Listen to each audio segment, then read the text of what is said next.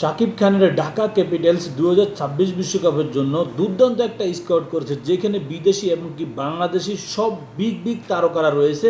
তো আমরা এক নজরে দেখে নেব তাদের নামগুলো, কারা কারা রয়েছে ঢাকা ক্যাপিটালের 2026 বিশ্বকাপের মূল স্কোয়াড। শুরুতে রয়েছে বিদেশি প্লেয়ার অ্যালেক্স হেলস, ওসমান খান, ধানুশ সানেকা, জুবায়ের উল্লাহ। এই চারজন বিদেশি প্লেয়ার কিন্তু তিনজনে কিন্তু এখানে বিগ বলতে হবে। অ্যালেক্স হেলস, ওসমান খান, ধানুশ সানাক্কা টি-20-তে তারা কিন্তু দুর্দান্ত ব্যাটিং করে থাকে। যদিও জুবায়ের উল্লাহ কিন্তু হয়তো একটু ইয়াং প্লেয়ার।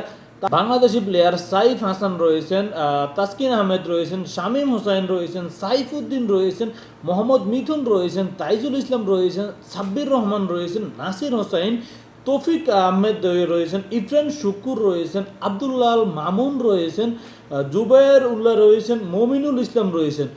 মানে দুর্দান্ত একটা স্কোয়াড করেছে ঢাকা, যেখানে বাংলাদেশি যে প্লেয়ারগুলোকে নিয়েছেন দলে, সবাই মূলত বাংলাদেশ জাতীয় দলকে কোনো না কোনো সময় সার্ভিস দিয়েছেন।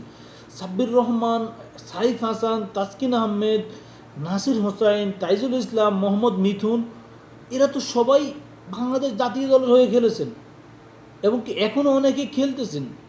আশা করা যাচ্ছে এবারের বিপিএলের সবচেয়ে ভালো টিম হয়েছে কিন্তু আমার মনে হচ্ছে ঢাকা ক্যাপিটালস।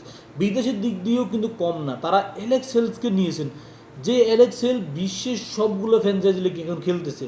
তারপর ওসমান খান, বিপিএলে ওসমান খান কতটা দুর্দান্ত খেলেছেন চট্টগ্রামের হয়ে, সেটা আমরা দেখেছি। ধানুশ সানেকা, তার কথা বলার কিছু নেই, টি-20-তে দুর্দান্ত খেলে থাকেন শ্রীলঙ্কার হয়ে। মানে ভালো একটা স্কোয়াড হবে। ইফরান শুকুর, সে কিন্তু ফিনিশিংয়ে অনেক ভালো করে থাকেন, বাংলাদেশি প্লেয়ার। দুর্দান্ত একটা স্কিল, আমার দেখা মনে হচ্ছে সবচেয়ে ভালো এবারের বিপিএলে। যদি ঢাকা ক্যাপিটালস কাপ না নিতে পারে, এটা হবে তাদের জন্য খুবই দুর্ভাগ্য। এত শক্তিশালী স্কোয়াড করার পরও যদি ট্রফি না জিততে পারে, এটা খুবই হতাশাজনক হবে।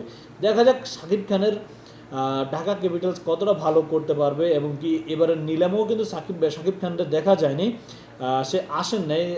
আশা করা যাচ্ছে সামনের দিকে হয়তো ম্যাচগুলোতে তাকে দেখা যেতে পারে। তো এবারে বিপিএল দুর্দান্ত একটা বিপিএল হবে। প্রত্যেকটা স্কোয়াডই মানে দলে কিন্তু ভালো ভালো প্লেয়ার কিন্তু রিটেন করেছেন।